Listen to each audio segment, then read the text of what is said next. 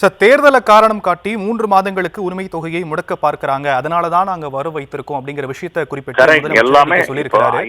இருந்தாலுமே பீகார் தேர்தலின் போது கூட 10,000 ரூபாய் அங்க இருக்கக்கூடிய தேர்தல் என போது மகளிருக்கு கொடுக்கப்பட்டது போது இந்தியா கூட்டணி அது குறித்த விமர்சனத்தை முன் வச்சாங்க.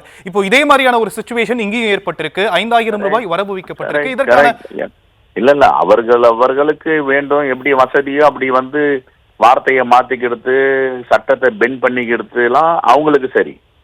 10,000 ரூபாய் கொடுக்க கூடாது. எதுக்கு தேர்தல் அறிவிச்ச பிறகு கொடுக்குறீங்க தான் நாங்க கேட்டோம். இது தேர்தல் அறிவிக்கல. தேர்தல் அறிவிக்கிறதுக்கு முன்னாடியே முடக்க முயற்சி செய்வது எந்த விதத்துல சரி? மக்கள் நலன் சார்ந்த அறிவிப்புகள், மக்கள் சார்ந்த துறை ரீதியான திட்டங்களை எப்படி முடக்க முடியும்? எதுக்கெடுத்தாலும் 5 ஆண்டுகளாக தமிழ்நாடு அரசை முழுமையாக செயல்பட விட்டார்களா? இதுதான் என்னுடைய கேள்வி.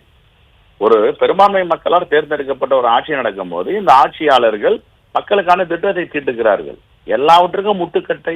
ஆளுநர் இசைவு தர மாட்டார், குடியரசுத் தலைவரிடம் அனுப்ப மாட்டார். இப்படி தொடர்ந்து மக்கள் நலனுக்கு எதிராகவே ஒன்றிய அரசும் ஆளுநர் சிந்தனையில் இருந்தால் இதை எப்படி நிறைவேற்ற முடியும்? ஆகையால் தான் முதலமைச்சர் சொல்லுகிறார், இதையும் முடக்குவதற்கு முயற்சி செய்கிறார்கள் அப்படின்று. ஆகவே ஒரு மக்களால் தேர்ந்தெடுக்கப்பட்ட ஆட்சியோ, பாஜக ஆட்சியோ, பாஜக அல்லாத ஆட்சியோ அதை முழுமையாக செயல்பட அனுமதிக்க வேண்டும். ஒன்றிய அரசு உறுதுணையாக இருக்க வேண்டும். முட்டுக்கட்டை போடக்கூடாது. தொடர்ந்து முட்டுக்கட்டை தானே. எனிவே எப்படி இருந்தாலும் முதலமைச்சர் தொடர்ந்து மக்கள் திட்டங்களிலே வெற்றி பெறுகிறார். இந்தியாவில் உலகத்தில் இல்லாத திட்டங்களை அறிவிக்கிறார். இதை ஆதரிக்க வேண்டிய ஒன்றிய அரசு ஏன் முட்டுக்கட்டை போடுகிறது? இதுதான் எங்களுடைய கேள்வி. நன்றி. தேங்க்யூ. நன்றி திரு சிறுப.